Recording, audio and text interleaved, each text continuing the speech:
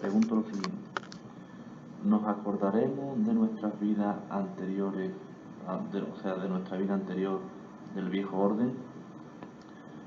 Bien, la respuesta se puede dar de dos maneras, ¿no?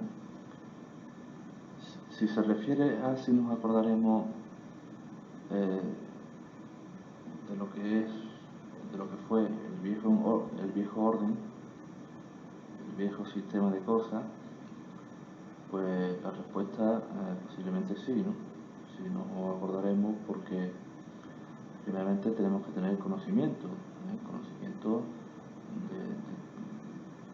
de todo lo que ha pasado, de todo, o sea, de lo que es la historia, ¿no? Por ahí sí nos acordaremos de nuestra vida, de nuestra época y de nuestro viejo orden pasado. Pero si se refiere a que si sentiremos anhelo por ello, pues evidentemente,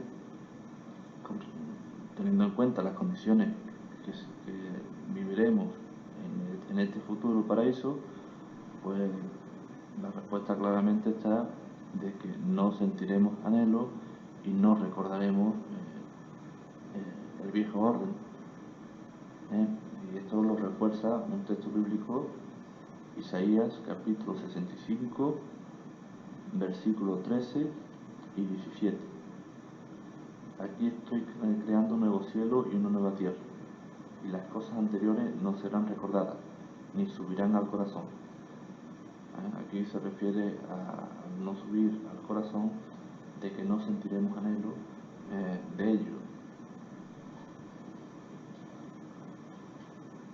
Segunda pregunta: ¿existirá el dinero? Pues evidentemente, posiblemente, es que no tiene más vuelta de hoja. El dinero no debe de existir, no tiene por qué existir. Tercera pregunta: ¿tendremos que trabajar para vivir? Pues la respuesta es que sí, que trabajaremos, porque el trabajo es gozoso para nosotros, para las personas.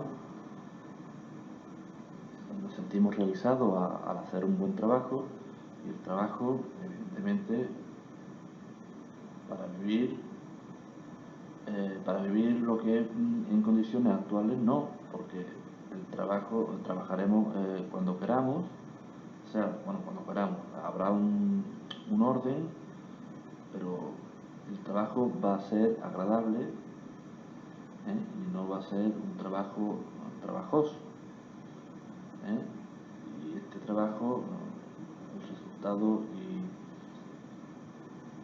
el resultado, como va a ser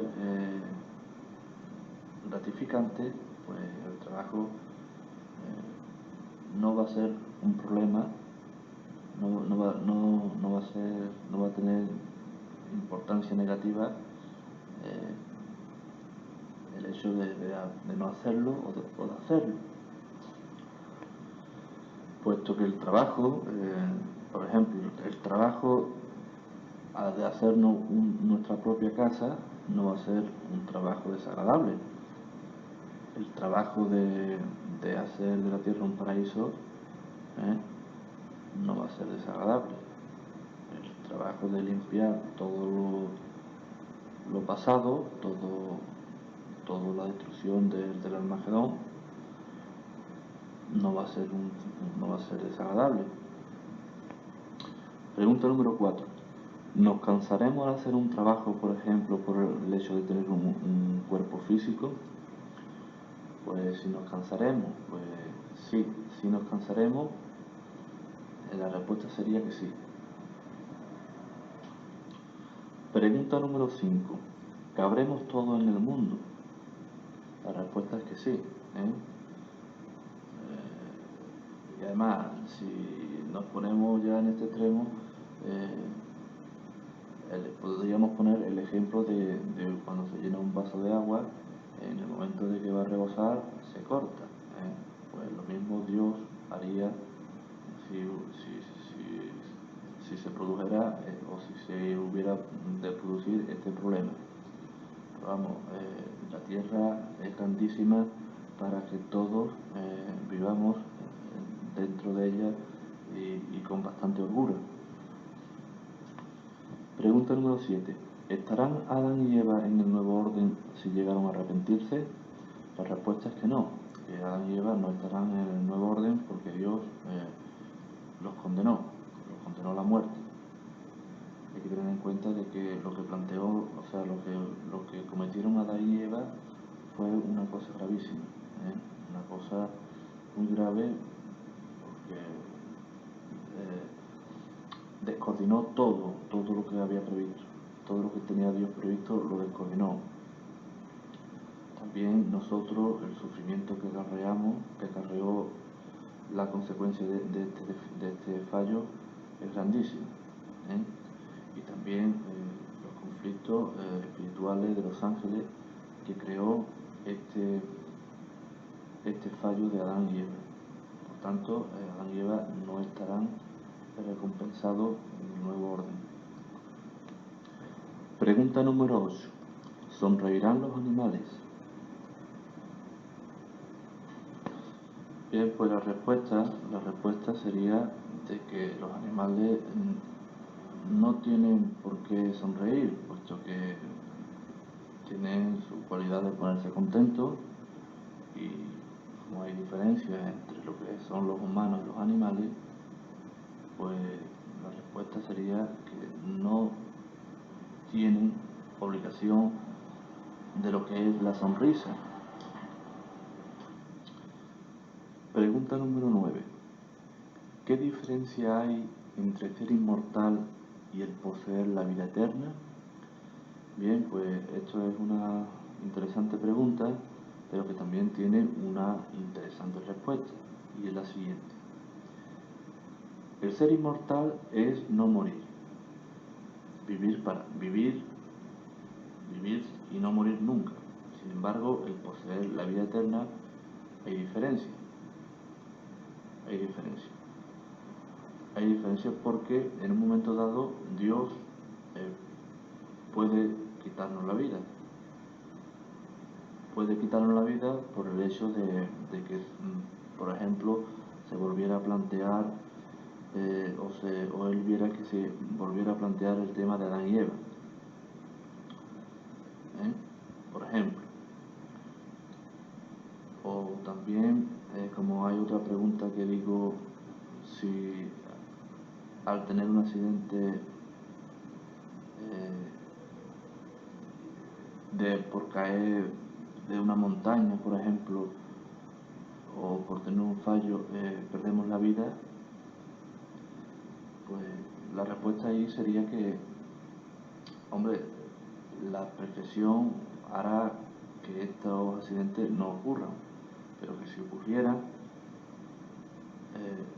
si se mata a la persona, pues Dios inmediatamente, después de haber muerto, pues lo volvería otra vez a la vida.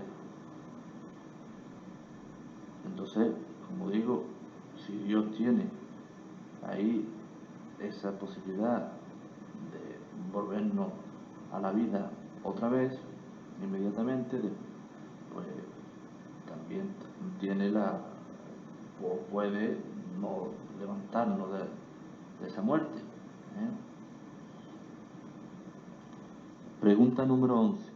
Si en el nuevo orden tendremos tanto tiempo por tener o poseer una vida eterna, ¿no podría ser que pudiéramos inventar poderosas naves que puedan surcar los distintos planetas y galaxias del firmamento para la exploración?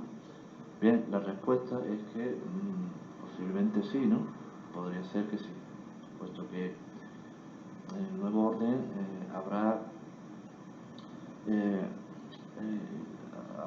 estudios, habrá invenciones para mejorar todavía más las condiciones de vida. Entonces, quién sabe, posiblemente, ¿por qué no? Se podría fabricar naves espaciales y surcar planetas y galaxias, posiblemente sí. Pregunta número 14. ¿Por qué cada 7 años aproximadamente la persona reemplaza las células corporales produciendo el cambio físicamente? Bien, pues la respuesta que tengo o que se me dio es que los científicos saben perfectamente que las células se reemplazan. Lo que no comprenden es por qué hay un momento en que no se reemplaza y muere. A esto se refiere lo que es la vejez. Pregunta número 15. ¿Puede ocurrir en el nuevo orden que uno se pegue un martillazo en una mano haciendo una casa, por ejemplo? La respuesta es sí. Sí, pero no ocurrirá con mucha frecuencia, puesto que somos perfectos y produciremos acciones y cosas perfectas. Pregunta número 17. La vida eterna, ¿dónde va a ser? ¿En el cielo o en la tierra? Pues si a uno se le pregunta, dónde le gustaría vivir eternamente, si en el cielo o en la tierra, en el cielo de forma espiritual o en la tierra en las condiciones que conocemos y mejorado, pues a uno pues no le costaría trabajo decir que aquí en la tierra, ¿no? Pregunta número 18. ¿Qué clima tendremos? Y si será controlado por Dios. Bien, la respuesta que se me da es que con relación al clima, la Biblia no da respuesta a ello, pero evidentemente el clima será un clima idóneo, un clima que no producirá cataclismos, tifones, o sea que no producirá mal. Será un clima variado, pero digamos moderadamente. Pregunta número 1 en el apartado pregunta psicológica. ¿Iremos desnudos como Dios tenía previsto en un principio? Pues la respuesta es que Dios creó a Adán y Eva desnudos y sin vergüenza. Pero quién sabe si con el tiempo se inventaría la ropa, evidentemente se inventaría la ropa para mantener, digamos, un poco la moral entre toda la humanidad. Pregunta número 2, psicológica también. ¿Seremos más guapos en el nuevo orden? Pues la respuesta es que sí seríamos más guapos porque seremos perfectos, seremos como ángeles. Pregunta número 5. ¿Existirán los coches en el nuevo orden? Pues la respuesta es que posiblemente sí, ¿por qué no? Coches que no contaminen y coches quizás de otra manera, pero medio de transporte idóneo para vivir. Pregunta número 6. ¿Se le olvidó a Jesús hacer el milagro de rejuvenecer? La respuesta es que sí, Jesús no hizo este prodigio, pero la respuesta posiblemente sería de que el rejuvenecimiento, o por ejemplo, cuando una persona envejece, pues no se da cuenta, porque es un proceso lento. La persona que se hace vieja no se da cuenta que se hace vieja. En este caso, para rejuvenecer, pues sería un proceso lento y Jesús murió pronto. En fin, es una respuesta que tiene inicio de convencimiento, pero que no es muy convencible. La respuesta que estoy dando. Bien, pues siguiendo con las preguntas de tipo psicológico, hago una pregunta psicológica, pero una pregunta copiada. Pregunta número 1. ¿No parece que la afirmación de que los mansos poseerán la tierra está muy lejos de ser una afirmación mansa? Bien, pues la respuesta que yo doy aquí es que más que una respuesta mansa, es una respuesta justa. Bien, paso ahora al segundo grado y comienzo con la primera pregunta. Primera pregunta del segundo grado sobre el nuevo orden o paraíso futuro, y es la siguiente. ¿Existirá el matrimonio? Apoyado en el texto Lucas capítulo 20 versículo 34. Bien, pues la respuesta que se me da aquí es que el matrimonio existirá, pero con relación a este texto se refiere a que cuando vuelvan a la vida no se les permitirán casarse las personas hasta un cierto tiempo, por motivos diversos y motivos. Segunda pregunta. ¿Existirá la noche y el día? Apoyado en el texto Revelación capítulo 21 versículo 23, capítulo 22 versículo 5. Bien, pues aquí se refiere a la noche, a la oscuridad. No existirá la noche significa que no existirá las tinieblas, la oscuridad. No existirá el mal y existirá el bien en su plenitud. Pregunta número 3. ¿Existirá el mar? Apoyado en el texto Revelación capítulo 21 versículo 1. Bien, pues la respuesta que se me da es que el libro de Revelación es un libro complicado de entender, un libro de símbolos, de simbología, de interpretaciones, y lo que sí se me da es que sí, que el mar existirá, pero que aquí hay que darle una interpretación a lo que es el mar, y es la siguiente. ¿Estará Judas en el nuevo orden si a última hora se arrepintió? La respuesta que se me dio en su momento fue de que no, de que Judas no estará en el nuevo orden. Si una persona se casa varias veces aquí en este viejo sistema de cosas, en este mundo, luego en el nuevo orden, ¿cuál será su esposo o esposa? Bien, pues la respuesta está en un texto bíblico, está en Lucas capítulo 20 versículo 34. En el nuevo orden nos podremos caer por una montaña debido a un accidente y matarnos. Pues la respuesta es que los accidentes no ocurrirán, porque al ser nosotros, al tener perfección, pues no cometeremos errores para provocar un accidente y sobre todo mortal. Pero si por casualidad esto fallara, pues ya que es difícil que falle, pues si nos matamos, pues Dios inmediatamente nos volvería a devolver la vida. ¿Podremos estar desnudos? La respuesta es que sí, que ¿por qué no podremos estar desnudos?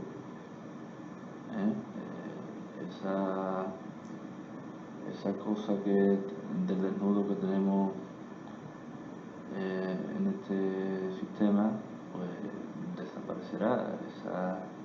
Veremos las cosas de otra manera, porque cambia todo cambia o sea, la picardía, la picaresca, la iniquidad, la maldad con relación a este tema, pues no existirá. Por tanto, la desnudez pues la observaremos, la veremos de una forma natural, de una forma inocente. Es lo que Dios tenía en su principio. Esta pregunta varía mucho de lo que es la pregunta primera del nuevo orden psicológica, iremos desnudos. Aquí varía porque si iremos desnudos, pues si uno no quiere ir desnudo, quiere ir con ropa, pues la respuesta es que probablemente no iremos desnudos. La respuesta que se me da. Sin embargo, aquí la pregunta esta varía un poco porque podremos estar desnudos, como sí podremos. Y además podremos estar desnudos sin problemas gordos. ¿Existirán las relaciones sexuales tan necesarias en la persona humana física? La respuesta es que sí. La respuesta es que las relaciones sexuales sí existirán. Pregunta número 9. Si en el nuevo orden los animales morirán, ¿no crees, por ejemplo, que una niña se pudiera entristecer profundamente por el hecho de encariñarse con un animal doméstico y morir este? La respuesta es que los animales sí morirán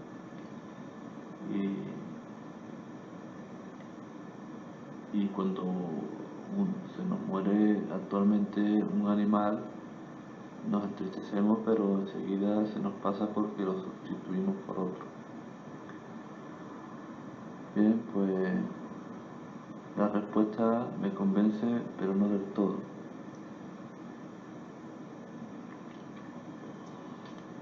Pregunta número 10. ¿Cómo va uno a ser feliz en el nuevo orden si no tienes al lado a tus seres queridos como madres, hermanos, etcétera, por motivo de haber escogido otros comportamientos? O sea, haber escogido el camino negativo.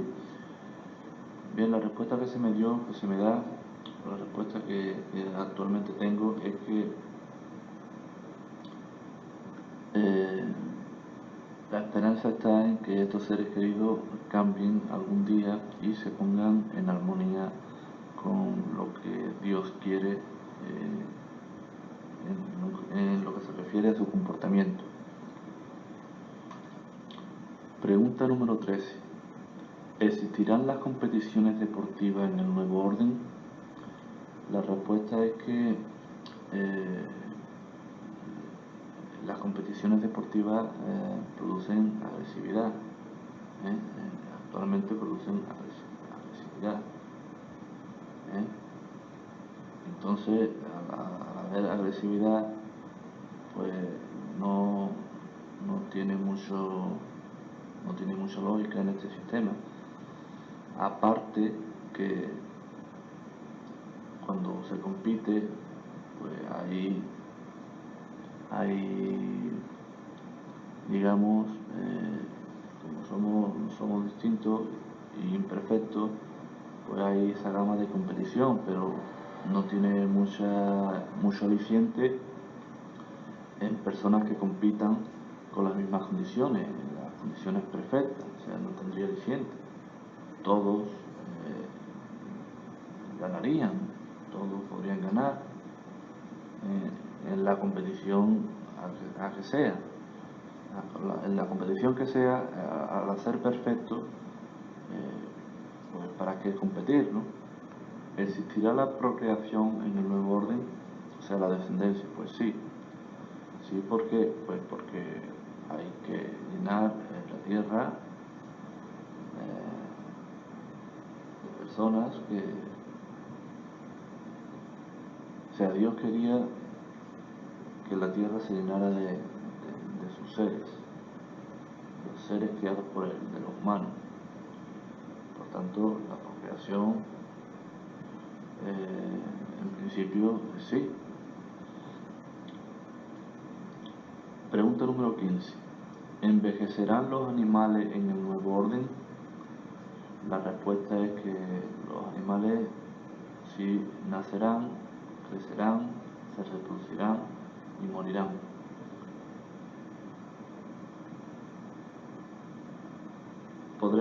La pregunta número 16 es la siguiente. Hay otras religiones o otras creencias religiosas, otros grupos que mantengan la creencia de este paraíso prometido aquí en la tierra, igual que los testigos de Jehová, o de la misma manera, o parecida. Bien, pues la respuesta que se me da es que no se conoce religiones que mantengan esta misma. Pero yo aquí tengo que decir de que cuando los testigos de Jehová se crearon, hubo divisiones y se crearon nuevos grupos, o sea, hubo separaciones de miembros, de líderes, que crearon otro grupo con otros nombres que mantenían lo que era la doctrina de los testigos de Jehová. Por tanto, el tema del paraíso prometido, pues quizás posiblemente, no lo tengo muy claro. La 17, la de la pregunta 17 corresponde también con la 15, ¿no? ¿Podremos comer carne animal en el nuevo orden? Bien, pues no se sabe, ¿no? Puede ser que sí o puede ser que no. O sea, según la orden de Dios. O sea, en un momento dado Dios puede dar orden de que la carne animal pues no se coma. Entonces pues hay muchos alimentos que no tienen que ser animales, carne. O en un momento dado decir sí. Aquí esto no se sabe. Bien, pues la primera pregunta: ¿morirán los animales en el nuevo orden? La respuesta es que sí morirán. Pregunta número 7: ¿qué comerán los animales en el nuevo orden? La respuesta es que los animales, pues, según un texto bíblico, comerán, o sea, serán todos herbívoros. Pregunta número 8: ¿por qué Dios creó animales tan agresivos, repugnantes, etcétera, a diferencia de otros? Bien, los animales todos los creó Dios, no uno los creó el demonio por el hecho de que son animales repugnantes. Toda la creación de Dios tiene su importancia y su porqué. Entonces, cada animal tiene un propósito en la vida, tiene un porqué. Entonces, hay animales como, por ejemplo, las ratas. La rata es algo repugnante, pero la respuesta que se da es que se comen la basura. Pasa ahora al segundo grado de los animales. Primera pregunta: si fue el hombre el que pecó, ¿por qué sufren los animales? La respuesta que se me da aquí es que los animales, o sea, el acarreamiento de los sufrimientos fue el hombre el que creó a los animales este sufrimiento. O sea, si fue el hombre el que pecó, ¿por qué sufren los animales? Los animales sufren por culpa del hombre que pecó. Segunda respuesta de una pregunta que es la pregunta número 18 del primer grado del nuevo orden. La pregunta era: ¿qué clima tendremos y si será controlado por Dios? Bien, pues ya he dado una primera contestación, pero voy a dar otra también bastante convincente, hecha por mí, y es la siguiente. Dios sí controlará el clima, porque ya creo yo que dio muestra de ello en la Biblia. Por ejemplo, creo recordar cuando Jesús murió, en el momento de morir, Dios produjo una gran tormenta, o por lo menos se cree que fue Dios el que la produjo. Y ahora mismo no recuerdo ahora más acontecimientos climáticos que Dios produjo, pero que creo que en la Biblia tiene que venir más casos. Bien, otra pregunta que ya he contestado, pero que voy a dar una segunda contestación, es la pregunta número 2 del primer grado del nuevo orden. Era la siguiente: ¿existirá el dinero? O sea, el tema es el dinero en el paraíso, si va a existir. Bien, la primera respuesta que di fue que no, y esta segunda continúo con reafirmándome la negativa de que no existirá el dinero. Lo que se voy a explicar el tema del oro, por ejemplo. El oro en este sistema de cosas es muy importante, es una piedra que se ha elegido como la piedra valiosa que representa el dinero, y se ha elegido porque primeramente es una piedra que es escasa y es brillante, y por tanto esas son las condiciones por las cuales se ha elegido el oro. Por ejemplo, si hubiera abundancia de oro y escasez, por ejemplo, en el mármol o en otra piedra cualquiera, pues no sería el oro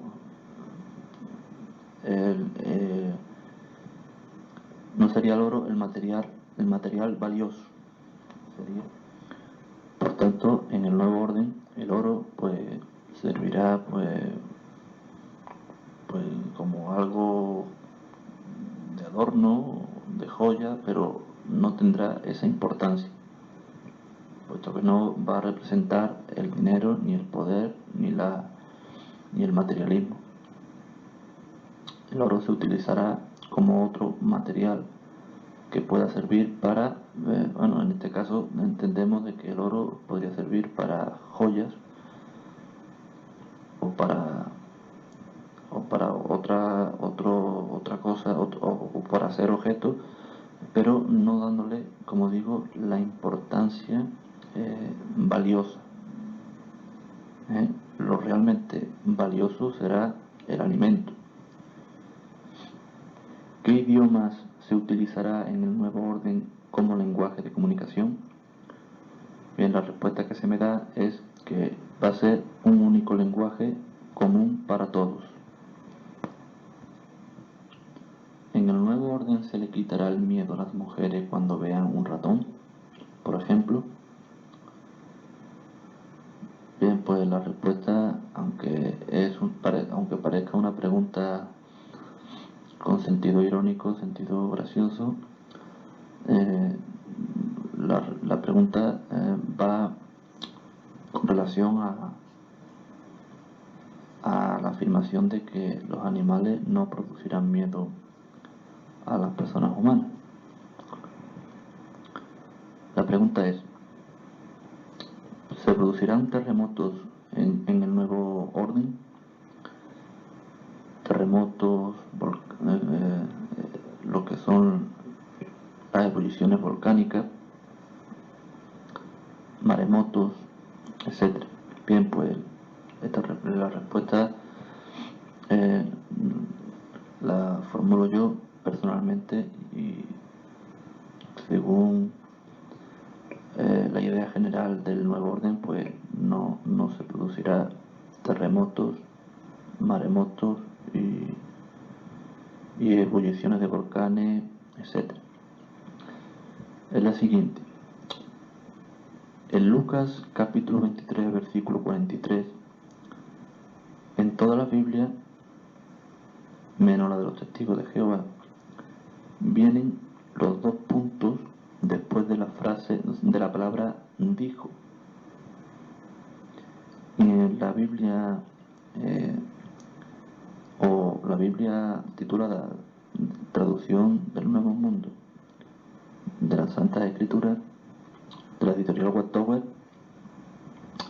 viene los dos puntos después de la palabra hoy.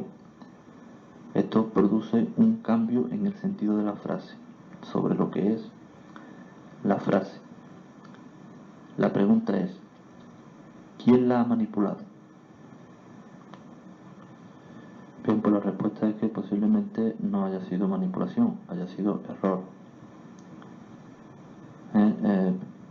La frase que dijo Jesús es, le dijo Jesús al moribundo, al que tenía al lado cuando estaba crucificado. Era, verdaderamente te digo, hoy estarás conmigo en el paraíso.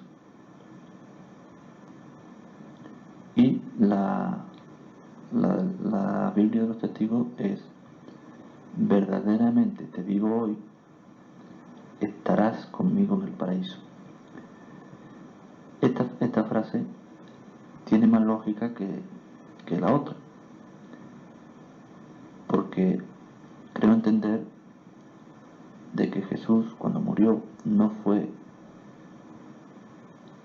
al cielo, al paraíso. Se llevó 40 días ambulando todavía por la tierra, de forma espiritual, aunque con cuerpo físico, en alguna de las apariciones. También hay que tener en cuenta de que si el paraíso es en el cielo, pues no hubiera dicho la palabra paraíso, hubiera dicho el reino de los cielos.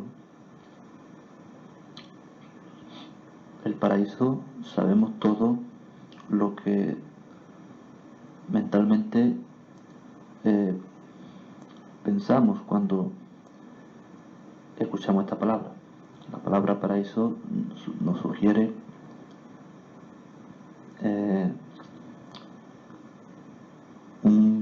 una tierra paradisíaca y no una vida celestial. Sin embargo, si nos dice reino de los cielos, entonces ahí sí, pero aquí dice paraíso. Por tanto, también hay otra respuesta que da el libro Razonando las Escrituras, y es la siguiente. Bien, pues en la página 281 del libro Razonamiento a partir de las Escrituras, en el apartado paraíso, pues explica de que en Lucas capítulo 23, versículo 43, dice que en los manuscritos griegos originales de la Biblia no había puntuación. En la Enciclopedia Americana de 1956, tomo 23, página 16, declara: en los manuscritos e inscripciones más primitivos de los griegos no se ve que se haya hecho esfuerzo alguno por puntuar. No fue sino hasta el siglo IX de la era común cuando se empezó a usar tal puntuación. Debería leerse en el Lucas, de cierto te digo, hoy estarás conmigo en el paraíso, o debería ser más bien, verdaderamente te digo hoy, estarás conmigo en el paraíso. Bien, pues la base determinativa tiene que estar en las enseñanzas de Cristo y en el resto de la Biblia, y no en una coma que se haya insertado en el texto, pues se haya insertado siglos después de haber dicho Jesús tales palabras. Bien, pero aunque hay que decir un detalle, que Jesús da a entender que va a estar en el paraíso con nosotros, con los elegidos. Entonces, aquí en la tierra, Jesús parece ser que no va a estar, que estaría en el cielo. Aunque por otro lado se podría pensar que está con nosotros, pero Él en el cielo y nosotros en la tierra. Otra cosa que hay que decir sobre este tema es que en la Biblia evangélica, la versión Reina Valera,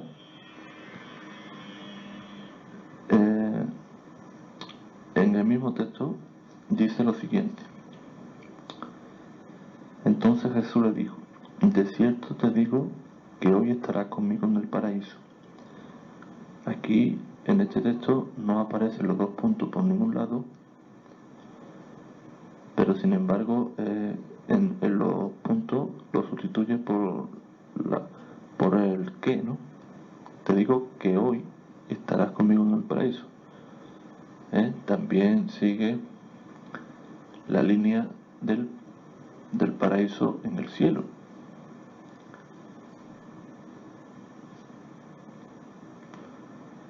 Bien, paso a volver a contestar la pregunta sobre si habrá terremotos o existirán o se producirán terremotos en el nuevo orden. Si Dios ha creado ¿cómo Dios no va a poder manejar una cosa que Él ha creado? El hombre crea cosas y la maneja, ¿no? Incluso el hombre es limitado y puede llegar a no dominar lo que ha creado. Pero Dios que ha creado el mundo, sí tendrá capacidad de dominar lo que ha creado. También hay que decir de que el mismo Jesús dio muestra de dominar los elementos como la tormenta, el viento, etc. Volviendo al tema de si el paraíso va a ser aquí en la tierra o va a ser en el reino de los cielos, pues hay que decir de que en Mateo 6, versículo 9, creo recordar, está el Padre Nuestro. El Padre Nuestro dice lo siguiente: Padre nuestro que estás en los cielos, santificado sea tu nombre, venga a nosotros tu reino. Venga a nosotros tu reino. No nosotros ir hacia el reino, sino el reino viene a nosotros, a esta condición, a la tierra. Siguiente pregunta: ¿por qué Dios producirá señales catastróficas para anunciar el cambio de este sistema de cosas? Bien, la respuesta es que Dios no producirá esas catástrofes para anunciar a su pueblo que el fin está próximo, sino que Dios visiona el futuro y sabe que cuando se produzca este caos en el mundo, Él va a producir el fin. Siguiente pregunta: ¿habrá testigos de Jehová bautizados que sin embargo no pasen al paraíso? Bien, la respuesta que se me da es que evidentemente habrá testigos bautizados que no se merezcan pasar a dicho sistema, al llamado nuevo orden. Siguiente pregunta: ¿no pudiera ser que Dios solo nos haya castigado a vivir en la imperfección de este mundo y de nosotros mismos? O sea, la frase esta que se dice que el infierno es esto. Bien, pues la respuesta es que esta pregunta, aunque parezca coherente, pero sin embargo tiene características de ignorancia con respecto a las escrituras. Evidentemente, Dios nos castigó a vivir en la imperfección. Pero el vivir en la imperfección es un castigo parcial. Después hay otro castigo que es más profundo, que es la muerte segunda. Y también hay otro premio más importante que la supervivencia aquí en este sistema de cosas, que es el paraíso, en unas condiciones óptimas para poder vivir con felicidad. Aunque nosotros no le podamos hacer daño a Dios, sin embargo, sí le producimos tristeza, le producimos contrariedad a su voluntad. nosotros somos granitos de arena en medio del universo. Somos insignificantes a Dios y a su grandeza. Pero sin embargo, nosotros somos la creación más preciada de Dios. Somos la culminación de todas las creaciones. Por lo tanto, Él no va a permitir que nosotros estropeamos toda la creación, porque todo lo que está creado va pensado en nosotros. Todo es para nosotros. Todo está pensado, todo está creado para beneficio nuestro. Por tanto, nosotros somos la creación principal.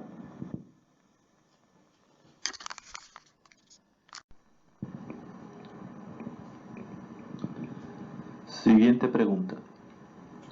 ¿Un testigo de Jehová tiene miedo a morirse? Si se tiene la certeza de vivir para siempre. Bien, la respuesta es que evidentemente se tiene miedo a la no existencia. Todo el mundo tiene miedo a dejar de existir.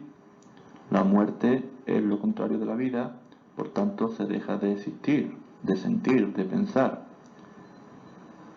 En ese aspecto sí se tendría miedo, se tendría tristeza cuando alguien se nos muere, algún ser querido, y también lógicamente la incertidumbre de si realmente Dios se acordará de nosotros o por el contrario no seremos merecedores de la resurrección.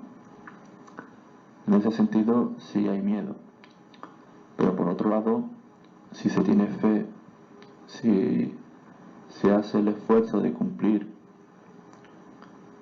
las normas para estar en aprobación con Dios, pues la diferencia de los testigos de Jehová cristianos con relación a personas que no tienen fe, la diferencia está en que la persona con fe no tiene esa ansiedad como la tienen los agnósticos.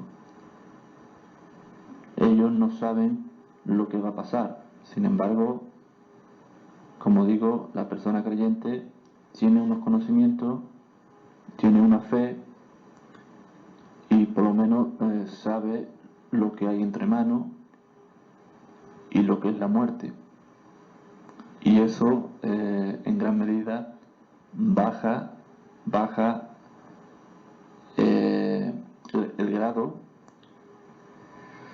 el grado de ansiedad, ¿no? Siguiente pregunta. ¿Sabías que la teoría de la evolución ha sido aceptada? Bien, pues la respuesta se podría dar la siguiente. Sí, hay evolución, pero dentro de la creación. La base es la creación y dentro de la creación, pues posiblemente exista la evolución. Pero como digo, dentro de la creación. Bien, pues esta respuesta también da contestación a la pregunta principal. ¿Qué se opina sobre la teoría de la evolución? Siguiente pregunta. ¿Cómo pudo Noé meter en el arca tantas especies de animales? La respuesta que se me dio es que se pudo meter con la ayuda de Dios. Siguiente pregunta. ¿Qué opinan los testigos de Jehová sobre las corridas de toro en España? Bien, pues las fiestas de corridas de toro en España es rechazable por los testigos de Jehová, porque primeramente recuerda mucho al circo romano, un ambiente pagano, un ambiente de crueldad. También se le hace sufrir a los animales, o sea, hay divertimento con relación al sufrimiento animal, que esto es rechazable. También hay que decir que el ambiente taurino, o sea, las personas que componen el taurinismo, son personas que se desprestigian unos a otros, no hay amor, hay tiranteses, hay peleas entre ellos. Siguiente pregunta. ¿Por qué Dios ha creado algunos animales tan desagradables para los humanos? Bien, pues si Dios ha creado los animales, es por algo. Todo animal tiene su fundamento. Siguiente pregunta. ¿Pudiera ser que Lucifer o Satanás, el demonio, le hubiera ganado la partida a Dios para siempre, pero aquí en la tierra? Y que por eso Dios castigara el vivir en la imperfección, pero solo aquí en la tierra. O sea, la frase el infierno se encuentra aquí en la tierra y el cielo son para las personas justas. Bien, pues primeramente Satanás no le ha ganado la partida a Dios, porque su Hijo Jesucristo le venció en la muerte en la cruz. Cuando hubo aquella rebelión de ángeles y de su creación humana, Dios tomó medidas, castigó a los humanos y también puso el remedio a los demonios o a los ángeles que se aliaron con Lucifer, con Satanás. Bien, pero la pregunta no puede ser de ninguna de las maneras, porque la pregunta lo que plantea es sufrir en la tierra y después disfrutar en el cielo. No puede ser, porque de alguna manera habría que acabar con eso, porque lo que no puede ser es pasar por un sufrimiento humano y después automáticamente, porque ¿hasta cuándo? ¿Hasta cuándo se iba a producir esto? Por lo visto la pregunta da a entender de que para siempre, ¿no? De que entonces este sufrimiento no tendría lógica. Este sufrimiento es en un tiempo para que Dios resuelva lo que tenga que resolver en el momento que Él crea que va a resolver la cuestión. Siguiente pregunta. ¿Cómo podría el mundo convertirse en un paraíso si hubiera que subvertirse la libre voluntad de los individuos? Bien, pues la respuesta podría ser la siguiente. La pregunta va de forma malintencionada, puesto que los individuos tendrán voluntad libres, porque la verdad os hará libre, y la verdad es tener o someterse a las normas de Dios. Eso sí que es la libertad. Por tanto, esta pregunta es una pregunta, como digo, malintencionada, porque la libertad está en hacer el bien, la libertad está en someterse a la voluntad de Dios, y esa voluntad, esa verdad es lo que produce la libertad de los individuos. Realmente, personas que creen que son libres, lo que realmente son esclavas. Por otro lado, es necesario para vivir feliz el someterse a normas como por ejemplo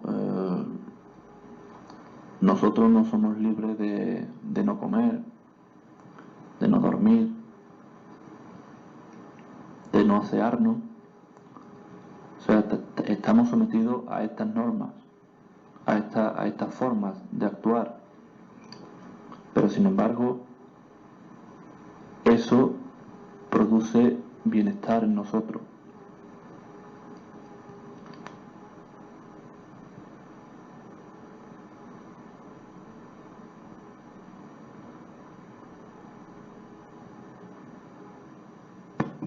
La pregunta que hago es la siguiente: ¿se puede entrar en la vida eterna o en el paraíso con un miembro menos, como dice el texto bíblico?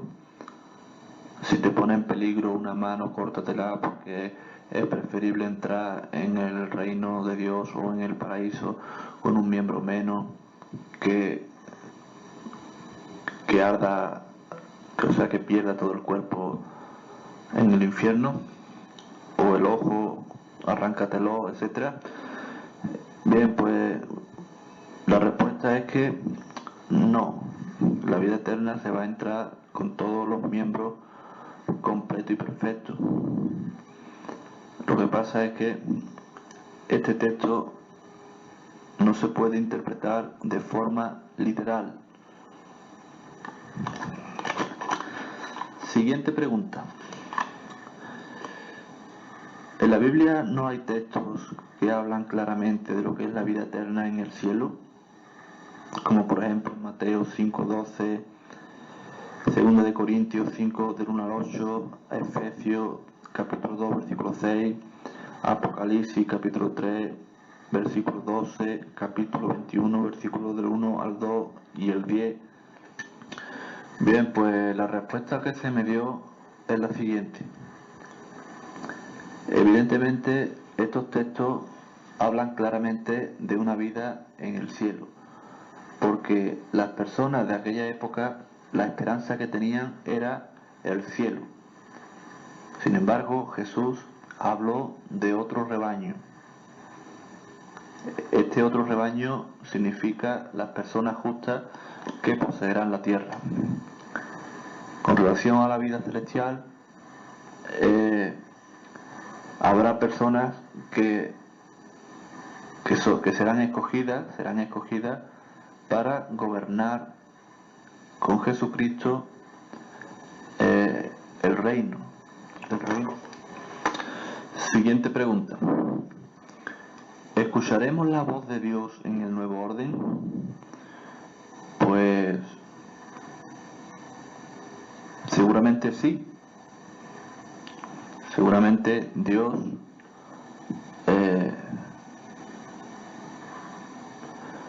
podríamos escuchar en un momento dado la voz de Dios, efectivamente.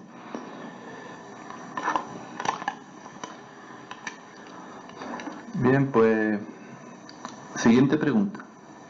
¿Qué es el alma? ¿Qué es el cuerpo? ¿Qué es el espíritu? ¿Y qué es el cuerpo espiritual? Bien, pues el alma son los seres vivientes completos. Por tanto, se podría pensar de que el cuerpo y el espíritu forman el alma.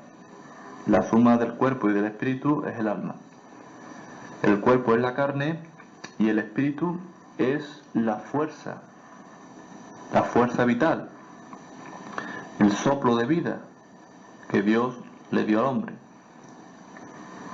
Cuando muere el cuerpo, muere el espíritu.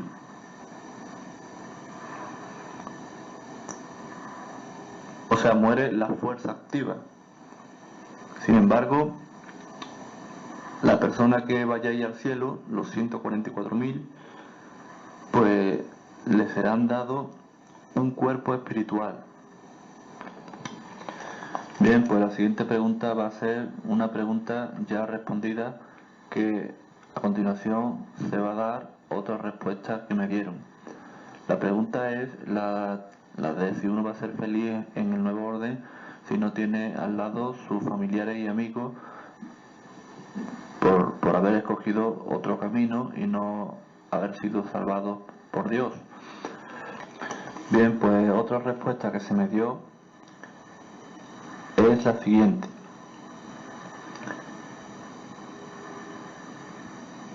Sí se va a ser feliz en el nuevo orden, aunque no se tenga las personas queridas del viejo sistema, puesto que estas personas, si no se han arrepentido y han escogido otro camino, o sea, no se han adherido a la organización Testigos de Jehová, pues serán destruidos. Siguiente pregunta. ¿Tendrían Adán y Eva ombligo? La respuesta la podría dar yo mismo, y es que, por lógica, no tendría por qué Adán y Eva tener ombligo, puesto que ellos fueron creados directamente, no tuvieron que pasar por el vientre de una mujer. Por tanto, lógicamente, no tendrían por qué tener el ombligo. Siguiente pregunta. ¿Tiene el hombre una costilla menos que la mujer? La respuesta que se me da es que sí, que el hombre tiene una costilla menos. Si se ha de resucitar a miles de millones de personas de entre los muertos, ¿dónde vivirán todos? Bien, pues este punto comienza explicando de que un cálculo muy literal de la cantidad de personas que han vivido en la Tierra es de 20.000 millones de personas. Como hemos visto, no todos estos individuos serán resucitados, pero aunque supiéramos que todos fueran resucitados, habría suficiente lugar para todos. La superficie de la Tierra en la actualidad es de 147.600.000 kilómetros cuadrados, 57 millones de millas cuadradas. Pues bien, si la mitad de esa superficie se apartara para otros fines, todavía quedaría lugar para unos 3.700 metros cuadrados, poco menos de un acre por persona, cantidad de terreno que puede proveer más que suficiente alimento. La raíz del problema de la escasez de alimento actual no es de la tierra, o no es que la tierra no pueda producir suficiente alimento, sino más bien la rivalidad política y el egoísmo comercial. Bien, a continuación voy a dar lectura a la definición de paraíso del libro Razonamiento, de la página 277. Paraíso. Los traductores usaron el término paraíso con referencia al jardín de Edén, porque este evidentemente era un parque delimitado. Después del relato de Génesis, los textos de la Biblia pues hablan sobre el paraíso de cuatro formas, ¿no? Por ejemplo, la primera se refiere al jardín de Edén. Segundo, la tierra en conjunto, cuando en el futuro pues sea transformada hasta llegar a una condición como la del Edén. Tercero, condiciones de florecimiento espiritual entre los siervos de Dios en la tierra. Y cuarto, provisiones en el cielo que le recuerdan a uno el Edén. Bien, pues una pregunta que contiene el libro Razonamiento sobre el tema del paraíso es la siguiente. ¿Se hace referencia a un paraíso terrestre futuro en el Nuevo Testamento o solo se hace en el Antiguo Testamento? Bien, pues dice, o comienza diciendo de que no es bíblico dividir las escrituras en dos partes, ni justipreciar las declaraciones bíblicas sobre la base que si se encuentra en el Antiguo o en el Nuevo. En 2 de Timoteo 3:16 se dice: toda escritura es inspirada de Dios y provechosa para enseñar, para censurar, para rectificar las cosas. En Romanos 15:4 se refiere a las escrituras inspiradas precristianas cuando dice: todas las cosas que fueron escritas en tiempo pasado fueron escritas para nuestra instrucción. Bien, por eso, una respuesta sólida a esta pregunta de tomar en cuenta pues lo que dice en conjunto toda la Biblia. En Génesis 2:8 declara: plantó Jehová Dios un jardín, o sea, parque, paraíso, un jardín en Edén, hacia el este, y allí puso al hombre que había formado. Había una abundancia de vida vegetal y animal variada y extremadamente interesante. Jehová bendijo a la primera pareja humana y les dijo: sean fructíferos y háganse mucho y llenen la tierra y juzguenla, y tenga en sujeción pues los peces del mar, las criaturas volátiles de los cielos y toda criatura viviente que se mueve sobre la tierra. Esto está en Génesis 1:28. No quedará sin cumplirse el propósito original de Dios de que toda la tierra sea un paraíso poblado, por los que obedecen con aprecio sus leyes. Esto está en Isaías 45:18 y 55:10 y 11. Por eso Jesús dijo: felices son los de genio apacible, puesto que ellos heredarán la tierra. Por eso también enseñó a sus discípulos a orar: Padre nuestro que estás en los cielos, santificado sea tu nombre, venga tu reino, efectúese tu voluntad, como en el cielo, también sobre la tierra. Esto está en Mateo 5:5 y también 6, 9 y 10. En armonía con eso, Efesios 1, del 9 al 11, explica que Dios tiene el propósito de reunir todas las cosas de nuevo en el Cristo, ¿no? Las cosas que están en los cielos y las cosas que están sobre la tierra. En Hebreos 2:5 hace referencia a la tierra habitada por venir. En Revelación 5:10 menciona a los que como coherederos con Cristo han de gobernar como reyes sobre la tierra. Esto está en Revelación 21, del 1 al 5 y 22, 1 y 2. Agrega descripciones deleitables de las condiciones que existirán en la nueva tierra, las cuales pues nos recuerdan el paraíso original de Edén y su árbol de la vida, Génesis 2:9. Además, Jesús utilizó la expresión griega paradeisos al referirse al futuro paraíso terrestre. Y él le dijo a un malhechor que estaba siendo fijado a un madero al lado de Jesús y que expresó fe en el reino venidero de Jesús: verdaderamente te digo, hoy estarás conmigo en el paraíso. Esto se encuentra en Lucas 23:43. Siguiente pregunta: ¿cómo podemos saber con certeza de qué quiso decir Jesús con paraíso en su declaración al malhechor? En Lucas 23:43. ¿Se trataba de una morada o mansión temporal para las almas de los difuntos justos, una parte del Hades? Bien, pues aunque este parecer hubiera sido común entre los judíos del primer siglo, la pregunta habría que hacerse: ¿lo habría confirmado Jesús mediante su promesa al malhechor penitente? Jesús había condenado enérgicamente a los fariseos y escribas judíos por enseñar tradiciones que estaban en conflicto con la palabra de Dios. Mateo 15, del 3 al 9. Jesús sí fue al Hades cuando murió, como se muestra en Hechos 2, 30 y 31. El apóstol Pedro, al referirse aquí a Salmo 16:10, usó Hades como el equivalente de Seol, según se nota en la cita. Pero no se declara en ninguna parte de la Biblia que Seol y Hades o cualquier parte de él sea un paraíso que proporcione placer a alguien. Más bien, en Eclesiastes 9, 5 y 10 dice que los que están allí no están conscientes de nada en absoluto. Siguiente pregunta: ¿era el paraíso que se menciona en Lucas 23:43 el cielo o alguna parte del cielo? Bien, pues la Biblia no apoya el parecer de que Jesús y el malhechor hayan ido al cielo el día en que Jesús le habló, ¿no? Jesús había predicho que después de que se le hubiera dado muerte, él no sería resucitado sino hasta el tercer día. Lucas 9:22. Durante aquel tiempo de 3 días, pues él no estuvo en el cielo, porque después de su resurrección dijo a María Magdalena: todavía no he ascendido al Padre. Esto está en Juan 20:17. Fue 40 días después de la resurrección de Jesús cuando sus discípulos vieron que fue elevado de la tierra hasta desaparecer de sus vistas mientras emprendía su ascensión al cielo.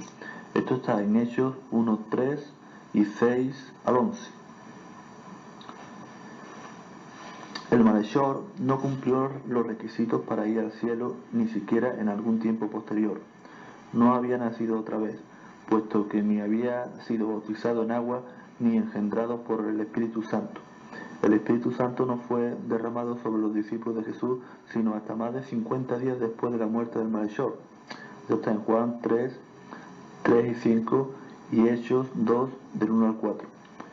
Jesús, el día en que murió, había hecho un pacto para un reino celestial con los que con constancia habían continuado con él en sus pruebas. El malhechor no tenía tal registro de fidelidad y no fue incluido entre aquellos. Esto está en Lucas 22, del 28 al 30. Siguiente pregunta. ¿Qué indica que este paraíso es terrestre? La escritura hebrea nunca había hecho concebir a los judíos fieles la esperanza de recibir un galardón de vida celestial. Aquellas escrituras señalaban la restauración del paraíso aquí en la tierra. En Daniel 7, 13 y 14 se había predicho que cuando gobernación y dignidad y reino le fueran dados al Mesías, los pueblos, grupos nacionales y lenguajes, todos le servirían aún a él.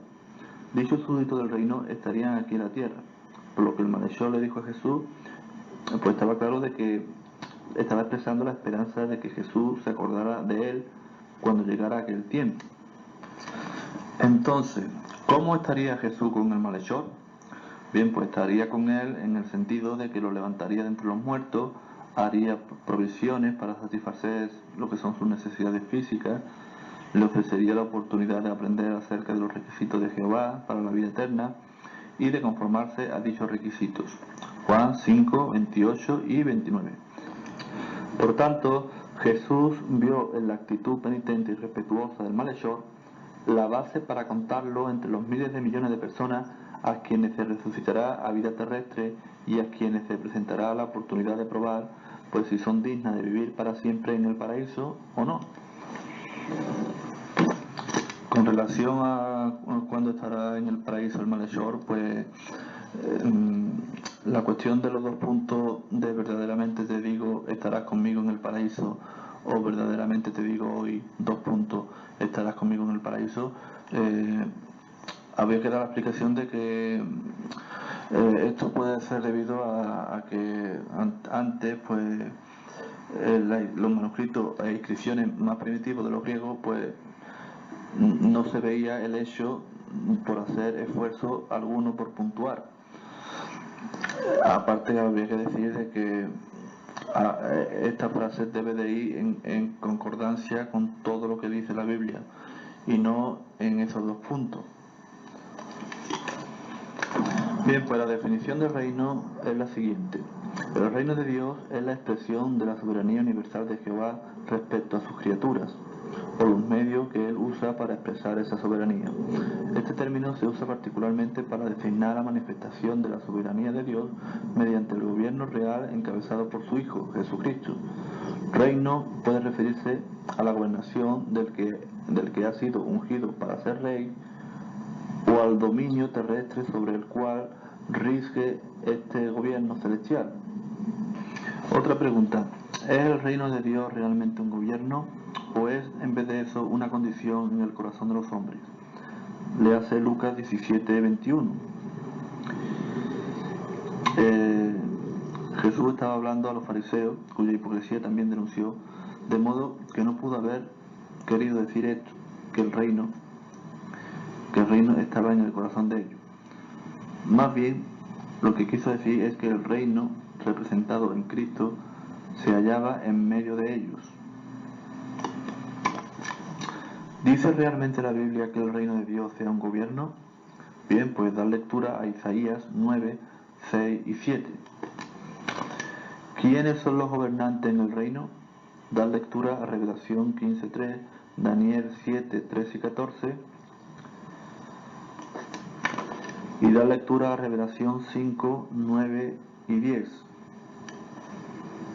En Revelación 14, 1 y 3 se dice que los que son comprados de la tierra para que sean gobernantes con el Cordero en el monte Sión celestial son 144.000.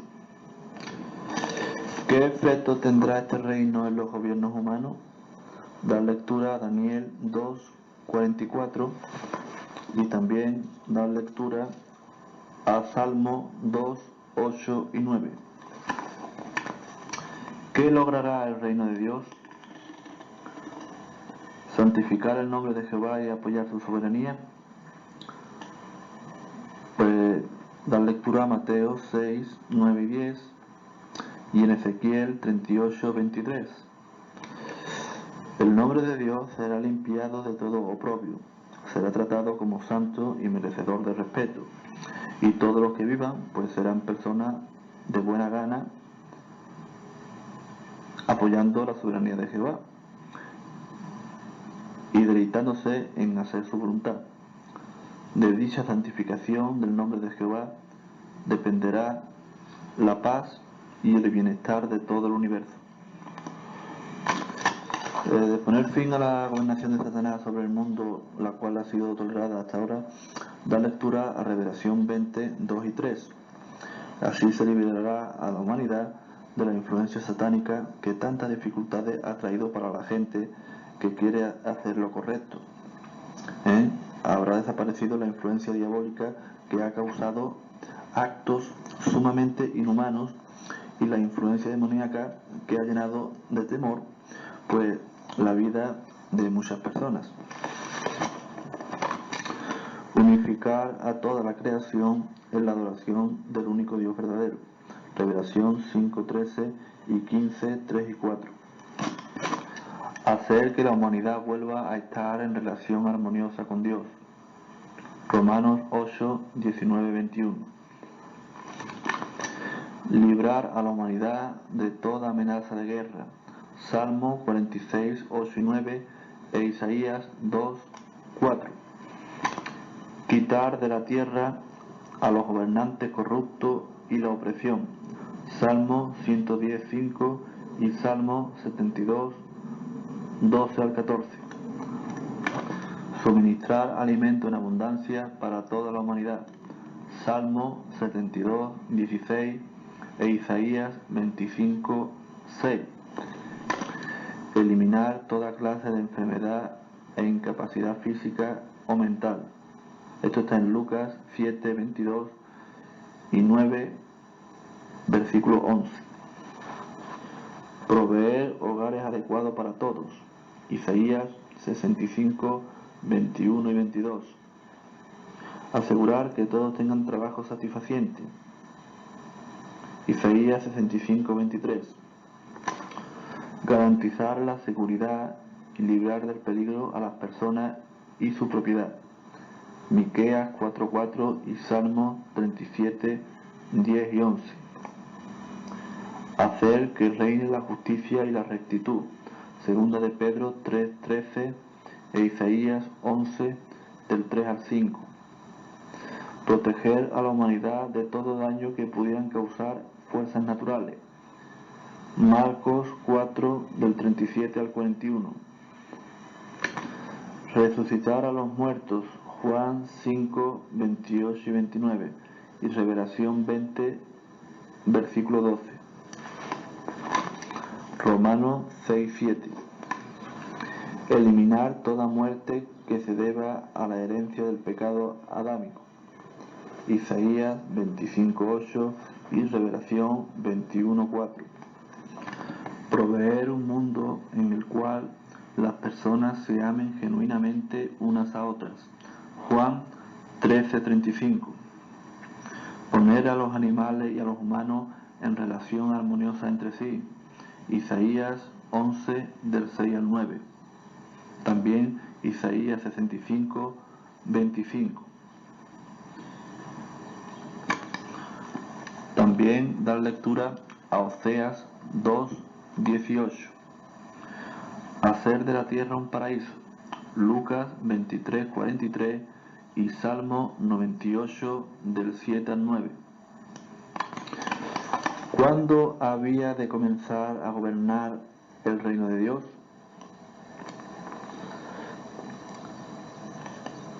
¿Había de ser en el primer siglo? Da lectura a Colosenses 1, 1, 2 y 13. Bien, pues una vez dado lectura, hay que decir que Cristo pues había comenzado de hecho a gobernar sobre la congregación cristiana en el primer siglo, antes de que se escribiera esto. pero el establecimiento del reino que gobernaría sobre toda la tierra era un acontecimiento todavía futuro. En 1 Corintios 4:8 es obvio que el apóstol Pablo estaba censurándolos, pues debido al punto de vista incorrecto de ellos. Al dar lectura a Revelación 12, 10 y 12, pues el establecimiento del reino de Dios se asocia aquí con el acto de arrojar del cielo a Satanás. Esto no había ocurrido al tiempo de la rebelión en Edén, como lo muestran los capítulos 1 y 2 de Job. El libro de Revelación fue escrito en el 96 era cristiana o era común, y Revelación 1.1 muestra que este tiene que ver con los acontecimientos que en aquel tiempo eran futuros. Siguiente pregunta. ¿Tiene el reino de Dios que esperar la conversión del mundo para tomar el mando? Si damos lectura a Salmo 110, 1 y 2, pues comprendemos que tendrían enemigos que subjugar. No toda persona se sometería a su gobernación. También da lectura a Mateo 25, del 31 al 46. Bien, pues una vez dado lectura a Mateo 25, del 31 al 46, obviamente no toda la humanidad se convertiría antes que Cristo fuera entronizado, y tampoco resultarían ser rectos todos. Bien, pues con la pregunta de si no se sabe si vendrá durante el transcurso de nuestra vida, pues la respuesta que se podría dar es que, aunque no se sabe si va a ser en el transcurso de nuestra vida, sí se sabe que va a ser en el transcurso de la vida de alguien. Sin embargo, nadie puede saber si será la generación en la cual uno vive, ¿no? Los propios apóstoles de Jesús querían saber eso, y la respuesta que él les dio es muy importante para esta cuestión. Por tanto, damos lectura a Mateo 24, del 3 al 14, y Lucas 21, del 29 al 32. Aparte que se tiene ya la creencia de que el reino de Dios ya está gobernando en los cielos, y que nosotros pues nos corresponde predicar y mostrar si queremos seguir viviendo en la tierra bajo el gobierno justo de Dios. La lectura a Mateo 25, del 31 al 33. Bien, pues, ¿qué indica que hoy vivimos en los últimos días?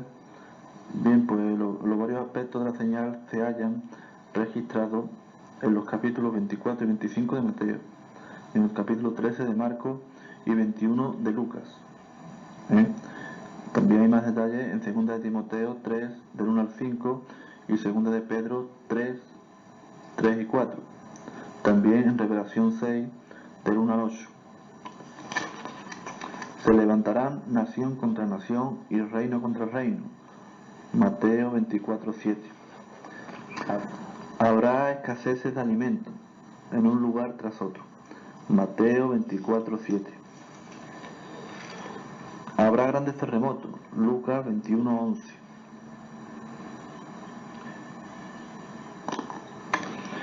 En un lugar tras otro, pestes. Lucas 21, 11. Aumento del desafuero acompañado de un enfriamiento del amor de la mayor parte. Mateo 24, 11 y 12. Los hombres desmayan por el temor y la expectativa de las cosas que vienen sobre la tierra habitada. Lucas 21, 25 y 26. Los verdaderos discípulos de Cristo serán objeto de odio de parte de todas las naciones por causa del nombre de Él. Mateo 24, 9. La predicación de estas buenas nuevas del reino en toda la tierra habitada para testimonio. Mateo 24, 14. ¿A qué señalan todos estos acontecimientos de los últimos días? Da lectura a Lucas 21, 31 y 32. Bien, se cree que la fecha del año 1914 es la fecha clave. Exactamente a partir de esa fecha se ha cumplido o se está cumpliendo todas estas profecías. La opinión que tienen los historiadores seglares del año 1914 es una opinión de clave en esta fecha. Es un punto de viraje en la historia y, como todos sabemos, el año 1914 fue el año en el que empezó la Primera Guerra Mundial. Por tanto, todo cambió a partir o a raíz de esta fecha. La humanidad perdió el equilibrio y nunca hasta la fecha lo ha recobrado. ¿Quedará alguien con vida en la Tierra después del fin del presente sistema mundial? Definitivamente sí. El fin del sistema mundial actual no vendrá como resultado de una matanza indiscriminada de una guerra nuclear, sino de una gran tribulación que incluye la guerra del gran día de Dios Todopoderoso. Esto está en Revelación 16, 14 y 16. Por tanto, esa guerra no destruirá la tierra, ni causará la ruina de toda la humanidad. Léase Mateo 24, 21 y 22, Proverbio 2, 21 y 22 y Salmo 37, 29 y 34. ¿Por qué permite Dios que pase tanto tiempo antes de destruir a los inicuos?